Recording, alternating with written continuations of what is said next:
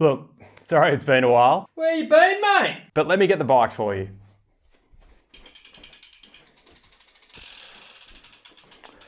Put it in the big dog. Listen to that, by the way. Bloody noisy. So welcome back to the Friday vlog series, which is brought to you by Squarespace. Thank you very much for supporting my work, and what a magnificent view we have here in Noosa Town. Where today, we're going to split the video into my favourite number of parts, being 2.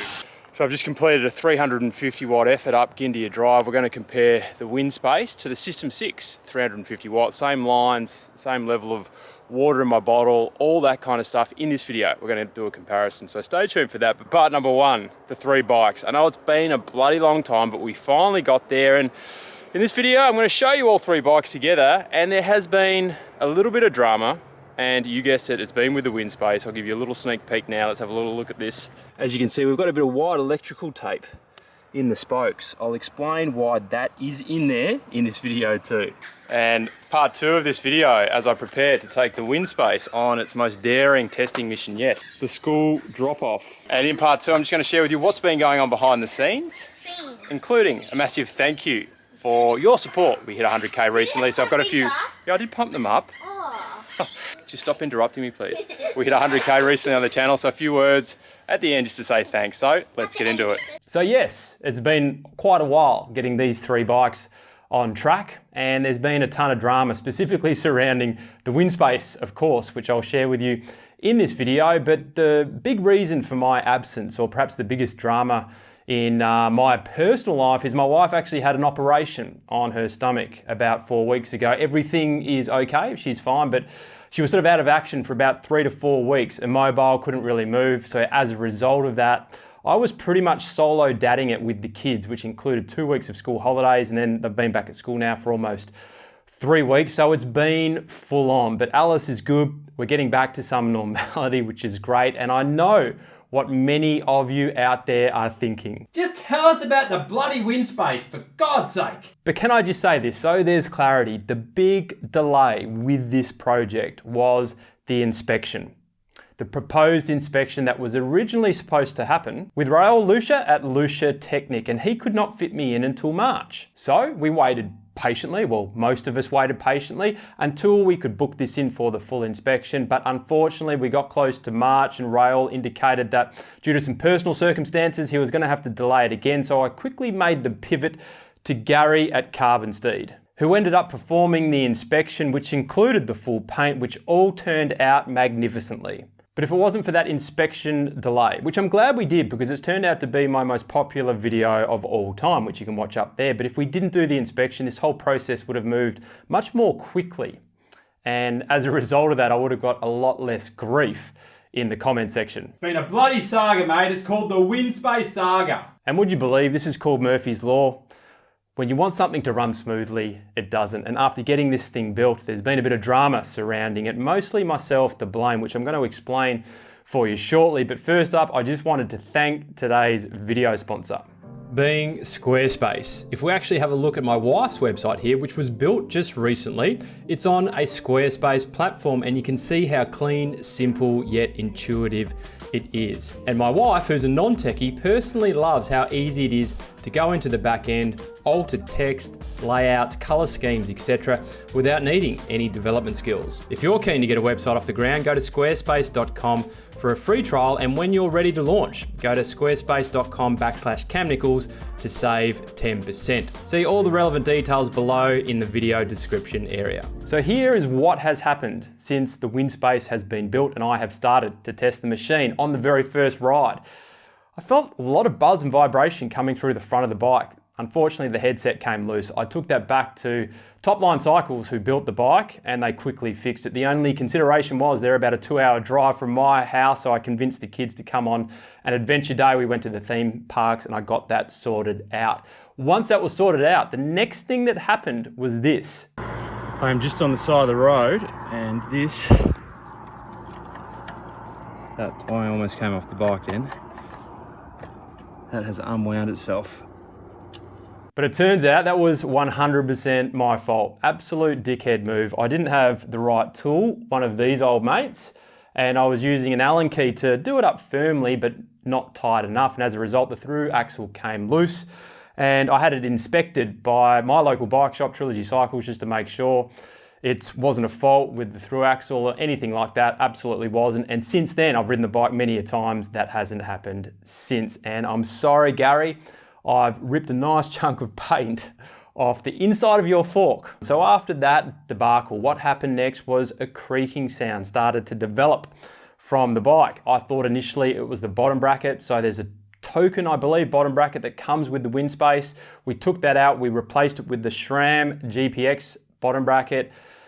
Didn't fix the problem. So that is why we now have these little bits of electrical tape in between the spokes, because I believe the sound was coming from the spokes. And after trialing it this morning, out of the gate it creaked, but then for the rest of the ride it didn't. So I think we're onto something here, and I'm going to reach out to Winspace to get their input on whether they've experienced other clients having issues with the spokes rubbing or creaking while riding. But all that aside, as you can probably imagine, this bike behind me here, it's been in and out of bike shops since I've had it, and it would be unfair to provide my first impressions until the thing is running smoothly. And now we're pretty much there. Now the speed test I did this morning on the Winspace, going up a famous hill climb in my local area called Gindia Drive at 350 watt average. I held the same lines, the same everything possible, including the ride conditions,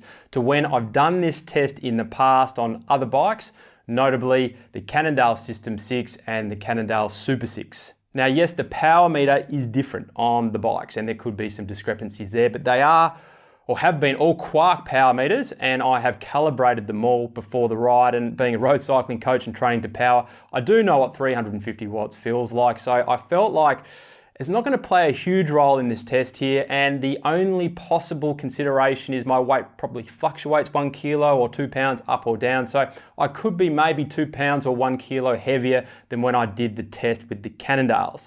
And if we look at my time this morning on the Winspace, going up Gindia Drive, it was 3 minutes and 37 seconds at an average of 24.4 kilometers per hour. And if we compare that to the same test with the System 6 and the Super 6, you can see there's a big difference in times there. And that data there does validate one of the big first impressions that I've had with the Winspace, and that it does feel heavy or a little sluggish when climbing. Now that's not to say there aren't many positives that come with this bike, which I'm going to share with you all next week. The Factor build has been full of drama too. This was supposed to be built some time ago, but the first time I took it to Jay at Taylor Cycles there in Brisbane, which is a fair old drive from my house, there was a snap COVID lockdown when I was halfway down the highway.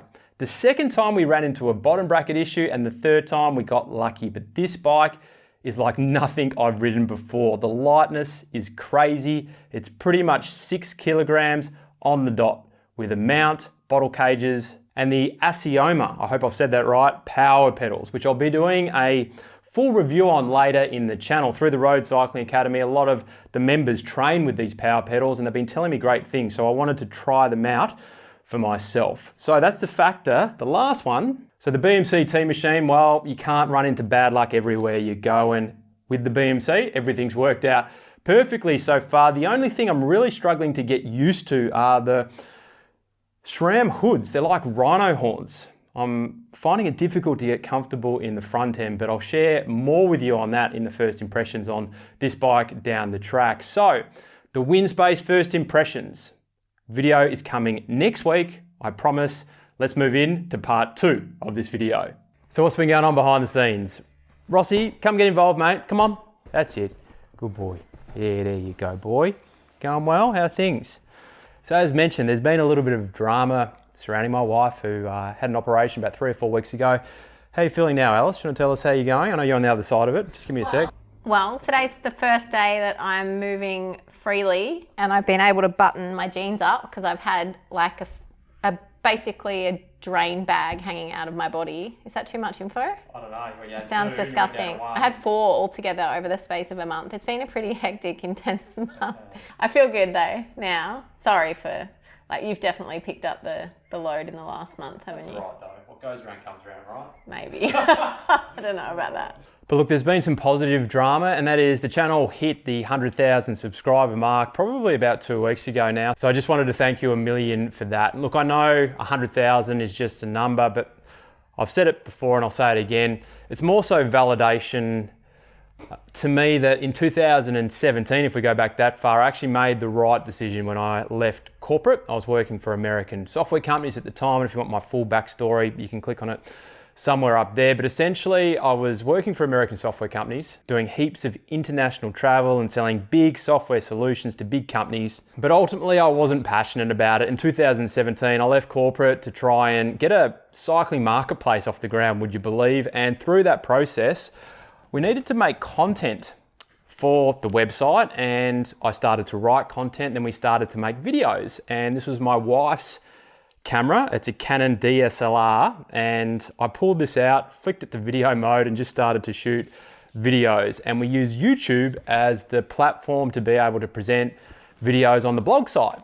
Just so happens one day that I published this video. It was titled Best Road Bikes Under $3,000 with a Twist. And I remember sitting there about a week after I published that video, and it was live on our blog site. All of a sudden on YouTube, I started to get all these comments under the video, and I couldn't quite understand what was going on. I actually thought some bigger company had picked up the article and sent it out to their email newsletter list or something like that. That's how naive I was. It turns out it was the YouTube algorithm, and that was the first time that I got presented with this opportunity of making videos on a platform and the power of that platform to be able to reach a number of people. And that whole process ended up driving me to 2018, starting this YouTube channel right here, which has now almost been going for 3 years. And via this YouTube channel as well, I've had opportunities such as becoming a road cycling coach and starting the Road Cycling Academy, which has enabled me to witness and support people firsthand improve their road cycling, which is such a great experience to be able to have. And a bit of a plug for the Road Cycling Academy right now. We're open 4 times a year.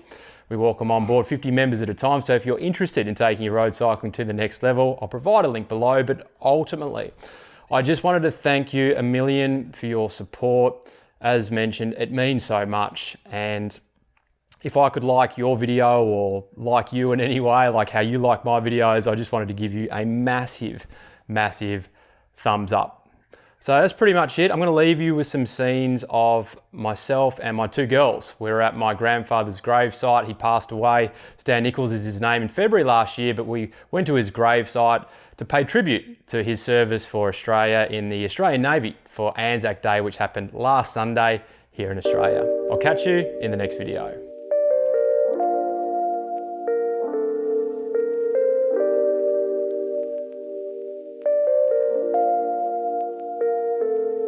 Wait a minute.